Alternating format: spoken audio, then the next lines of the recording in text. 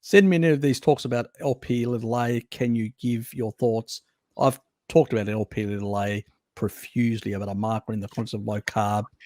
LP little a is not to be worried about at all.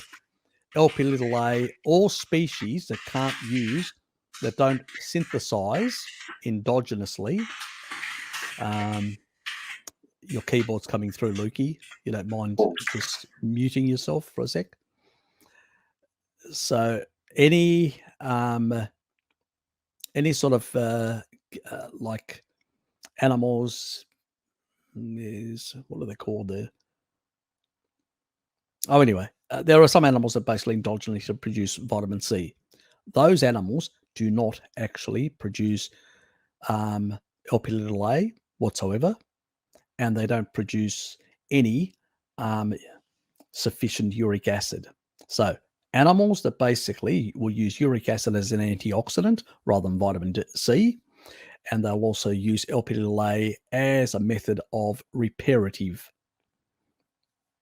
So it basically plays the role.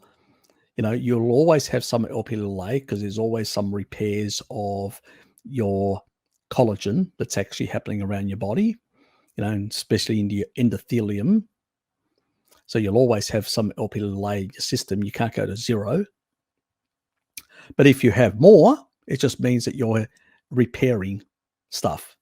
Now, why you're repairing stuff and what's causing that additional stuff, it may not even be food related. It can be environmental things that can actually cause damage to your body, and LP little a will be upregulated. So there's a lot of reasons why that marker goes up. That people basically consider it as a risk marker is nonsense. It is a reparative system that basically doesn't actually mean risk. It just means that it is fixing something. Now, if it's chronically elevated for years upon years, then it's not a risk marker, but it's indicating to you that you're doing something, or something in your environment is doing something to your body that is creating a lot of damage and inflammation that you need to stop to be able to bring it down to more normal levels. Simple as that. So it's really an indicator of underlying issues if it's elevated and if it's chronically elevated. That's all it is. But it's not a risk marker, a reparative system being called a risk marker. God almighty. It's like, all these sort of things. Odd ratios of incidence.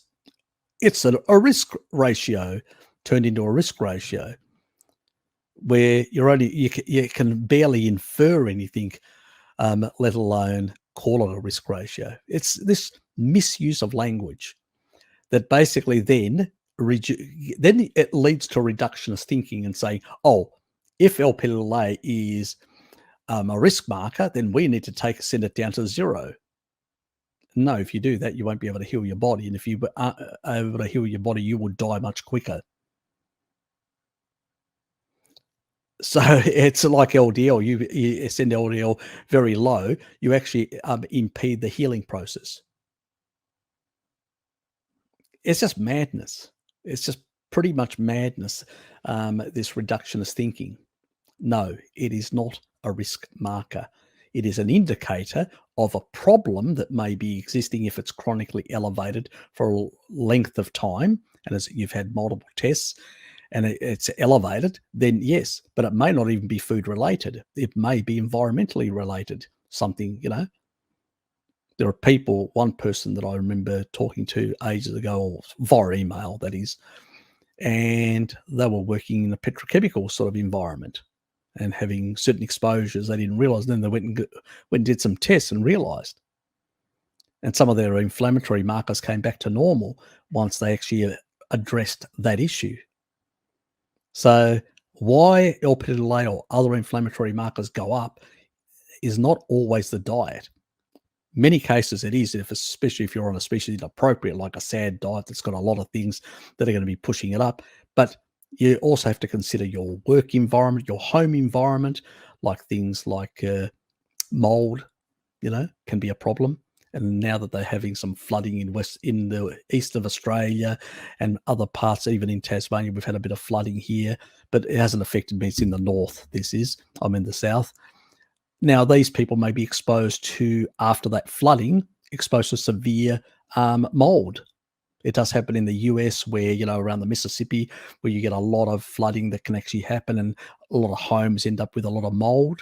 Now, mold can be quite toxic to the body and actually increase your inflammation. So there's a lot of factors that can be at play. And we have to be very careful when we're talking about and looking at these things to determine what is the driver, not why it's there. It's there as a reparative mechanism, but why is it being activated? So got to be careful with these things, how we interpret all the language we use, because then we end up in crack pottery, a mechanism that actually helps repair and protect. We suppress it with some medicine, then we don't have that repair, and that makes things worse. We don't recover very well. That's the illogicality of reductionism.